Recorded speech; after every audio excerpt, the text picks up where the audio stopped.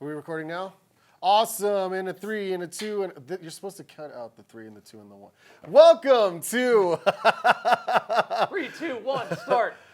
Two Dope Boys in a Podlack. Thank you so much for joining us. And right out of the gate, I just want to say like and subscribe. If this is your first time, second time, fifth time listening to us.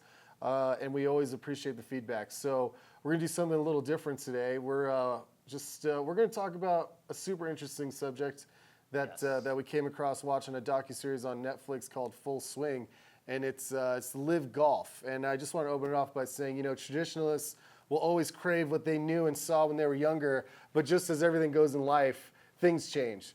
People change, societal norms change, so goes true for our sports. Sometimes sport can be the catalyst to social change from Jackie Robinson to Billie Jean King to Tiger Woods. And that change is what brings us to our topic today, and that's LIV Golf. So, and please don't be fooled by hearing golf and thinking that this is just a sports story. This goes way deeper than that. Money, fame, a tyrannical government that wants to mask their true identity. So let's start this off about how we got inspired and talk about Full Swing. So Paul, Full Swing, what'd you think of that, man? I thought it was great. Yeah. Shot super well.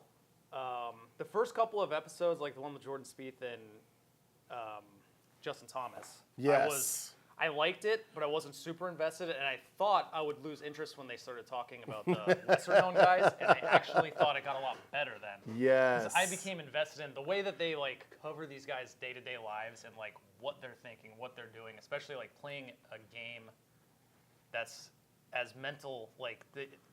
Golf is just such a mental game. It drives you fucking crazy, I think they nailed that. The filmmakers and the mental side, just like you said, of golf. Because one thing that we heard over and over again with these players, these elite world class players, is that if they got a shot and they're not feeling it that round, they're done. They're done. They're just looking for that one swing, that one putt, that one chip, and that will just give them enough confidence for the whole thing. And so right there, it's sort of, sorry to keep going, but what it reminds me of is ball players, baseball players, especially pitchers too. It is such a mental game up on the mound, because in baseball, just like golf, it's so repetitious. It's muscle memory. You're doing the same things over and over. Yeah. Where are you at up here, though? But golf's just so. Each shot, everything changes. Oh yeah. How do you react to hitting a bad shot? Your next shot, you're gonna take it with you. You're gonna forget about it. Yeah, exactly. There's a quote from Tiger Woods from a while ago. He says, everybody out here, everybody's great. We know everybody's good is good.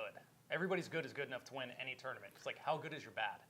Ooh, how that's do you good. play, I like that. How good's your handle bad? Playing poorly. Yes. In the game of golf, that is the difference between guys that win multiple majors and guys that maybe win one or two tournaments their entire career. I'm the type of manager and former business owner where I love those lines from sports figures.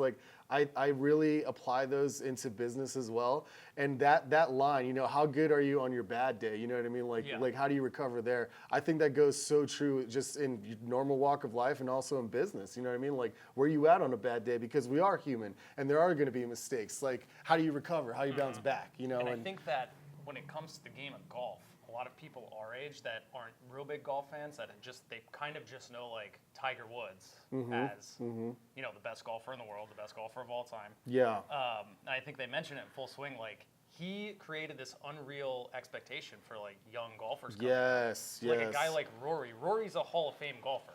He's won 4 majors. Yeah. Tiger Woods at the same age had 14. Unbelievable. Unbelievable. Unreal expectation.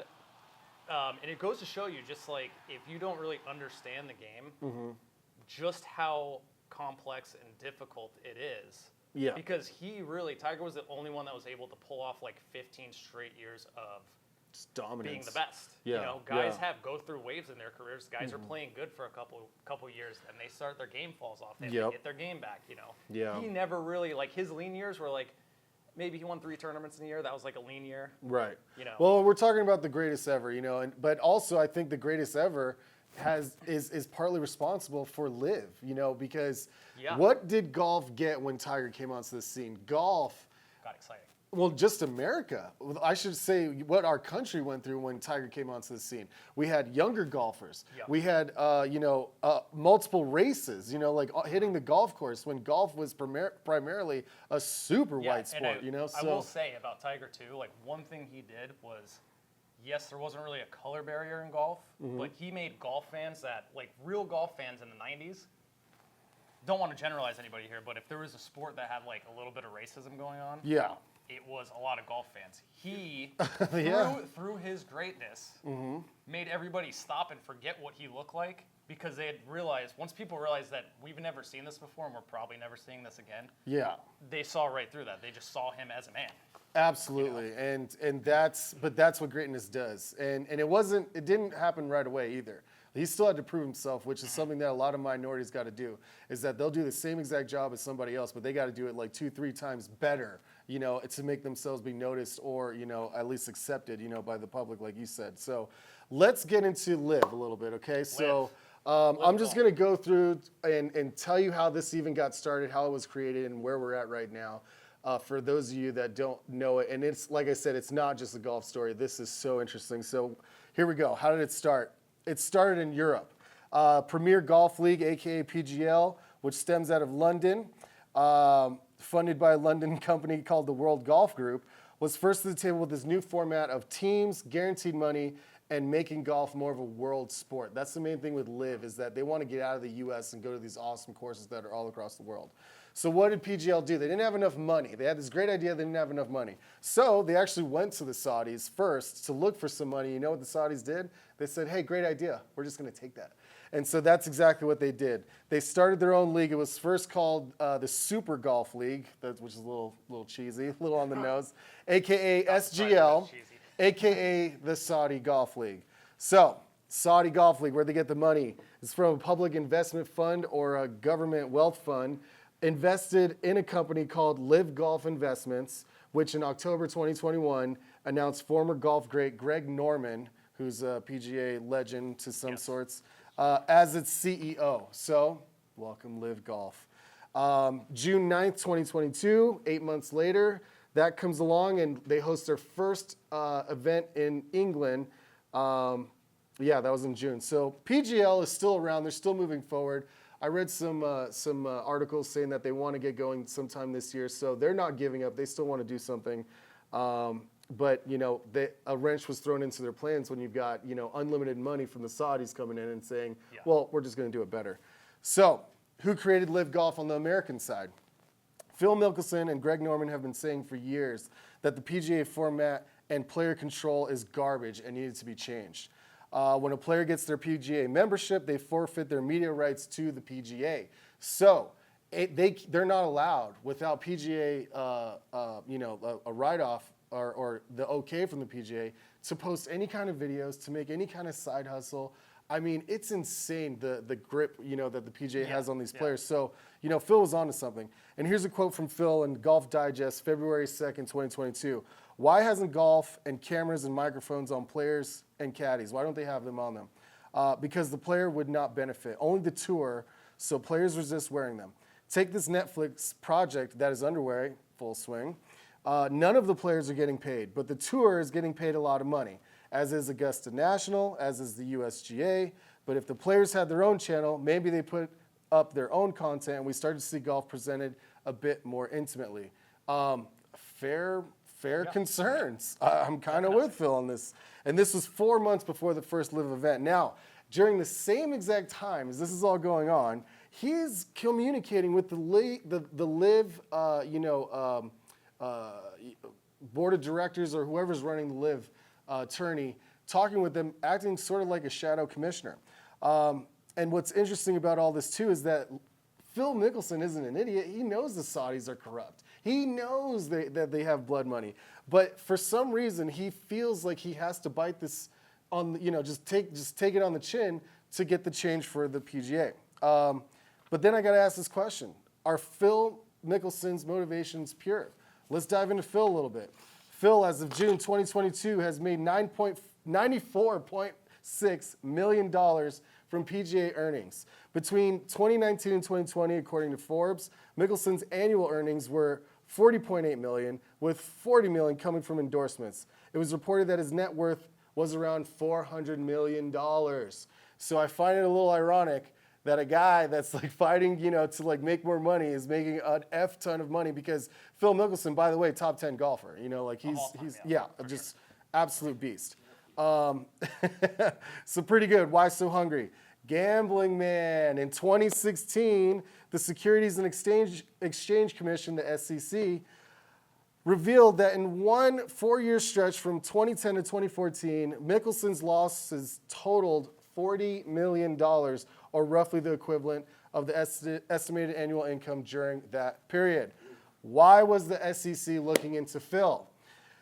His friend and gambling man, William Walters, was being investigated for insider trading. Sure enough, in 2012, the SEC says Walters called Mickelson, who owed him money, so he's basically like his bookie, and urged him to trade Dean Foods stock. The SEC says Mickelson did so, and the very next day, made $931,000. By the way, Billy Walters is a very big name here in Vegas. Oh, yes. Oh, yes. Very big name.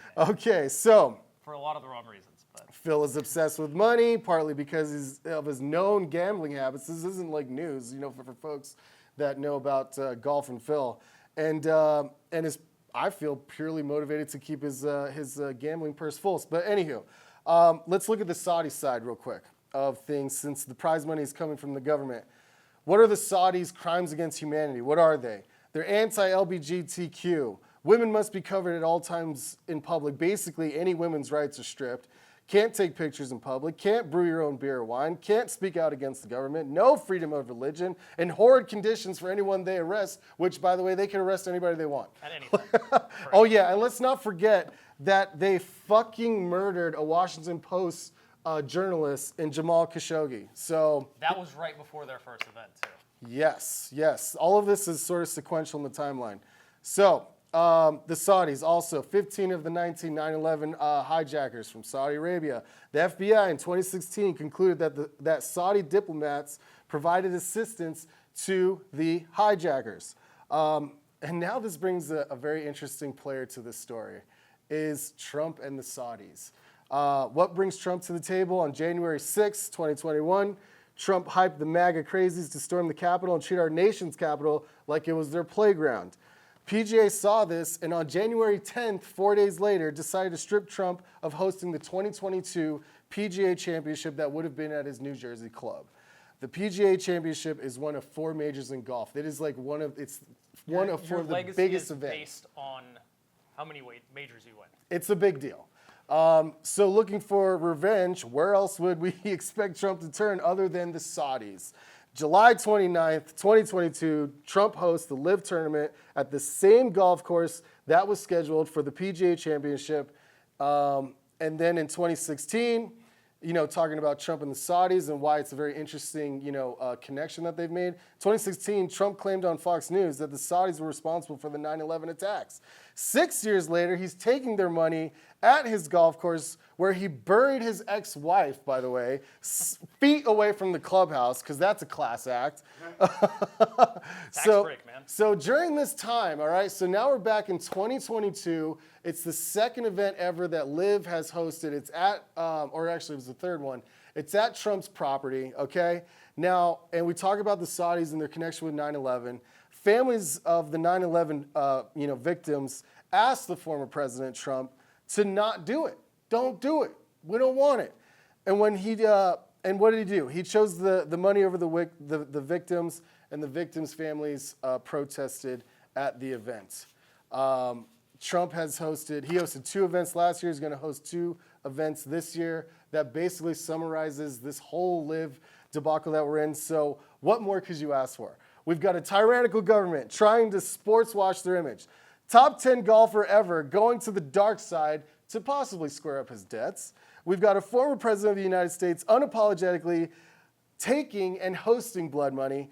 And I haven't even mentioned how the LIV tournaments are paid or played. So I know that's a lot, Paul. What do you got? What do you got, man? Okay, so the thing with Trump, it's weird because, I don't interact on Twitter a lot, but I do like to read comment sections on hot topics like this.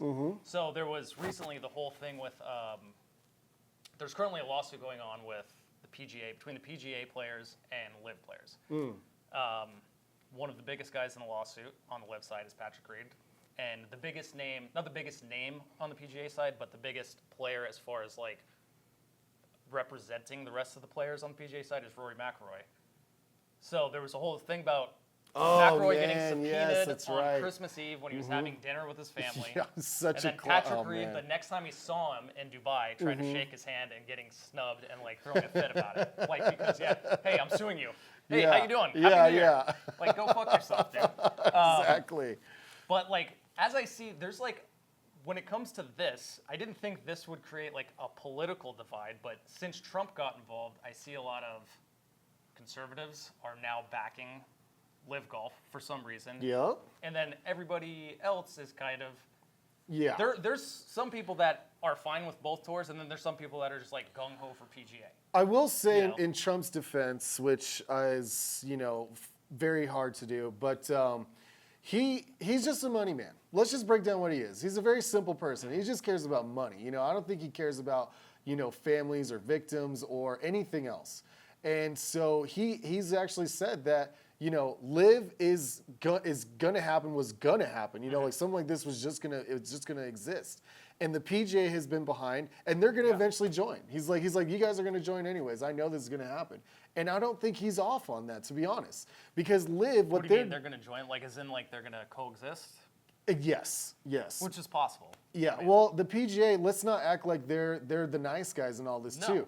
Because they have been a little behind. And since Tiger is not really a thing anymore, golf is back to boring. There's not this major star that's, getting eyes and making you watch on Sunday or making it so entertaining that you got to watch on Sunday. It's turned into a bunch of no-names. I know you know some of the names. I know a couple of them. But you ask the average American, hey, name me 5 golfers right now that are on the tour. It ain't happening. It ain't happening. Let's just say Tiger. and that's just it. So something like LIV, to make it more exciting, to make it more worldwide, like, I don't hate those ideas. I just don't like that it's coming from Saudi money. Like, that's just like... The idea of a competing tour is not a bad idea. Yeah. The idea of a competing tour funded by the Saudi government is a terrible idea. Horrible idea. And you could see the players that have signed with LIV. Yeah. Now, I have here a list of all the players? A couple of the big names and how much their contracts were. Oh, Jesus. Okay. Here we go. So Phil Mickelson, biggest one, $200 million. $200 million. You can't find the amount of years, but $200 million. What? Dustin Johnson, $150 million. Bryson DeChambeau, $125 million. Brooks Koepka, $100 million. Cameron Smith, $100 million. So that's 5 guys, and they've signed. They have 48 players on like the current roster. Yeah. Okay, so countless other PGA guys that were on the PGA last year are now like committed to LIV for this season. So we obviously are on the same page that it sucks that the money for LIV is coming from the Saudis. Can you blame the players or fault them for taking the money and going over there? Because I think that's a big question. That's a very fair question. If I was worth $400 million and I was Phil Mickelson and I have a legacy to worry about, no. I think that's what's... If I'm one of the guys that's struggling to make the cut week after week on the PGA Tour, and they're offering me, even if it's like much less, but guaranteed $25 million, something like that, that's something I would consider. I think that's what's so rough about this story is that the LIV roster are taking guys that are millionaires already. They already have... Yeah, like all they've the guys already made a ton of money. And you know what's, sorry to knife you real quick, but the PGA Tour, they make money, PGA Tour, they make that money. But then the endorsements, like that almost matches or goes higher than what they make on the tour. Make more money on endorsements than they do on... Exactly. So what's the need, And, it's funny that you mentioned that because it just came out, I think yesterday, the day before, Sergio Garcia, who is a LIV member now, I couldn't find how much he got paid, but... and Dustin Johnson both signed with Adidas their entire career. Yeah.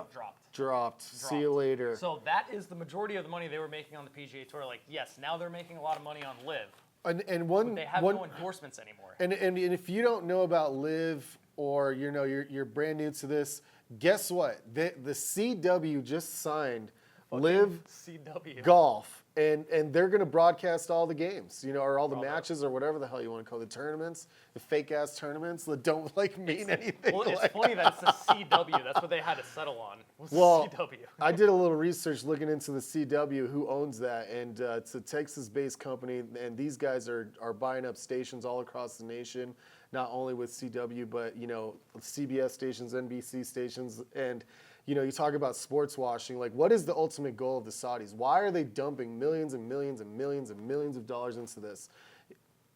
They want to make their image a little bit better. It's hard to imagine that then they're using golf to do that. That's the way that they're going to try to make their image a little more likable around the world. All this money back that they're handing out. They don't care about it. Because they don't have sponsors. That doesn't matter to them. No This sponsors. is purely transactional. Yeah. We pay for this. You bring on some pretty faces that some people know in America, and then hit some golf shots, and we look better. You know what I mean? And that's essentially it. It's been happening for years. Sports washing. I mean, China hosted the Olympics, very recently. And by the way, those numbers of viewers were down. I don't know if that was because the Olympics people are losing interest in it, or were folks actually protesting and not watching, since there's crimes against humanity obviously happening in China. Same thing with Nazi Germany. They hosted the Olympics. That was a way for them to try to look good, in front of the world. And, you had Hitler sitting there all freaking cracked out, like watching the games. I don't know if you've seen those videos. But yeah, I mean, this happens over and over, of people just trying to, or countries or whoever, trying to better their image by just saying, you know what, we're just going to host something. We're going to throw some people out there, and hopefully you guys just don't, hold it against us, what we've been doing for years. So this LIV thing, I'm really curious where it's going to go. I think the PGA will partner with them, or at least adopt some of their ideas. Yeah. Something that LIV does is that they have teams, with logos and everything. These four-man teams. Some of the promotional material for it, I think I sent you some of the videos. Yeah. They're like super cheesy. Like Sergio Garcia says something like, "What about the fireballs? Because we're the best looking guys." Like, what the fuck are you talking about, man? So bad, Like, so bad. But you know what? So LIV has teams. They did it last year, their launch year. What did the PGA and the LPGA say just recently? Hey, we're going to start teams too. That actually happened this last year too. Oh, did They've it? done that before, yeah. Which is kind of not a bad idea, I think. But golf's not a gonna be- team sport. Yeah, no, I agree with you. But those aren't going to be. Those are going to be like for fun events. Yeah. Those aren't going to be like count towards anything. It's But just isn't like, that what LIV is? It's just a fun thing. Yeah, pretty much. I mean, but that's kind of. But there's players that are suing the PGA Tour because the PGA Tour banned anybody who signed with LIV. They cannot play in any PGA. They're gonna bring them event, back. except for currently right now the four majors, which are the Masters at Augusta, the PGA Championship, the U.S. Open, and the Open Championship, or the British Open. So those are the only four right now that they could play in. Yeah. Here's the thing. So they're banned from the tour. Okay. They can only play in LIV events, or some of them were playing in like the DP tour, like in Dubai and Asia and stuff, like just to get like practice rounds in. But all these guys can play in majors. Yeah. But what kind of prep work are they doing for majors? Playing in LIV events, 48 players, 3 rounds, like not nearly as competitive. Yeah. Like, So you're saying they'll have a disadvantage by not being on the 100%. tour and playing normal tour? 100%. Probably 100%. because, like you said earlier, there's no pressure. Where's the pressure at? You can't. If you're playing in that's just it. They're playing in this fake ass tournament where they're going to make money regardless. Where the PGA, you have to make the cut. You have to hit the top half in 2 days, and if you don't do it, you don't get any money. Here, Nothing. let's explain some of the. I got some of the differences between the two tours. Okay, so PGA Tour has something 40 some odd events. Players have to play in 15 events to keep their tour card. Each event has somewhere between the range of 120 to 160 players. Wow. And and 4 rounds.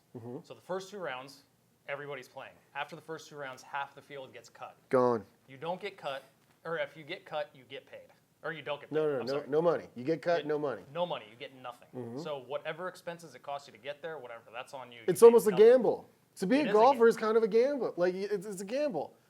And you know, real quick, you know, that's another reason why Phil was fighting what I mentioned earlier is letting these golfers have a little more control over their own, you know, over their own body, their own rights. Keep it going. The major Okay, differences. so now like on the LIV side, only a field of 48 players. 3 rounds, no cuts. So everybody gets paid, which I think is a good thing. I don't like not the horrible. 3 rounds. I don't like the 3 rounds. I just feel it's not as competitive. It's not the same thing. It's not real golf. Yeah. Like it's real golf, but yeah. there's nothing at stake. There's Yeah. nothing at stake for them. And it's not like, you know, like the moment I feel like they're generically trying to recreate huge moments that have happened in the history of golf. Like Not gonna happen. Tiger Woods on, I think it was the 16th green, that chip in that looked like should have been a Nike commercial. With That was so awesome. that wasn't like, dude, you will see players doing shit like that all the time.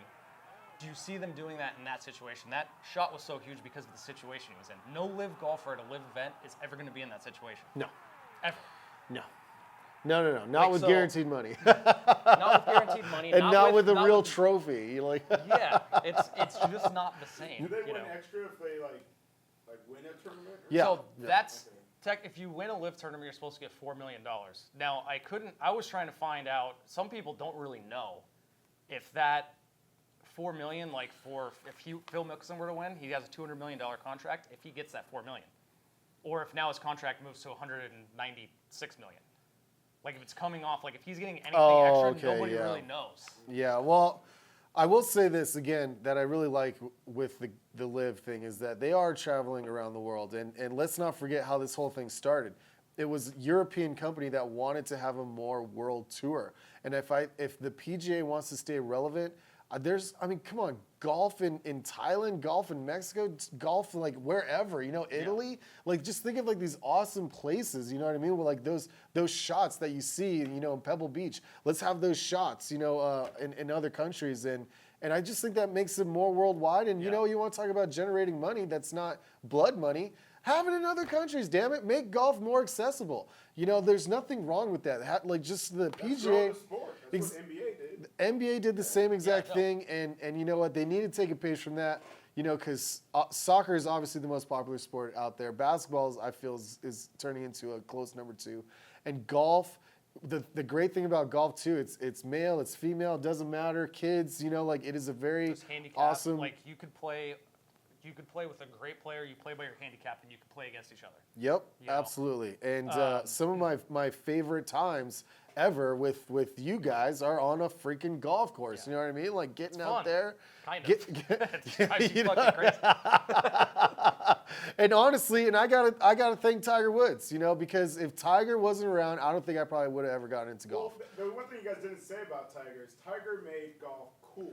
Yeah. Yeah. The only person ever to make it cool was Tiger. Well, it's kind of like what we were Tiger saying at the made it beginning, cool. like he drew an audience that wasn't previously there, you know, because people were like, oh, I gotta, you know, everybody. Tiger Woods was not the biggest golfer in the world. He was the most popular athlete on earth for a while. Tiger know? kicked so much ass. Maybe Nike made it cool. Like Tiger made, not even, you know what's funny, when Nike first signed Tiger, they didn't make equipment. They only made apparel. Yep. And then yep. they decided to make it, he like essentially invented Nike golf. Like it Oh wasn't a yeah, thing, totally. you know, until Tiger came around. Absolutely. Well, I think we have to wrap it up. Is that right?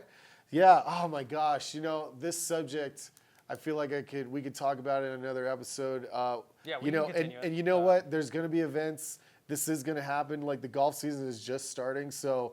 It'll be real interesting. The Masters is coming up. The LIV guys will be there. Very A lot interesting of to see tension what's going between on. both groups of players. Yeah, exactly. Is Phil going to keep his kneecaps by the end of 2023? Like, Mr. Gambler. Phil's a bitch, man. I know, That I dude's just know. always been jealous of Tiger. Whatever. It's So again, thank you so much for listening, Thank for you, guys. watching. Please like and subscribe.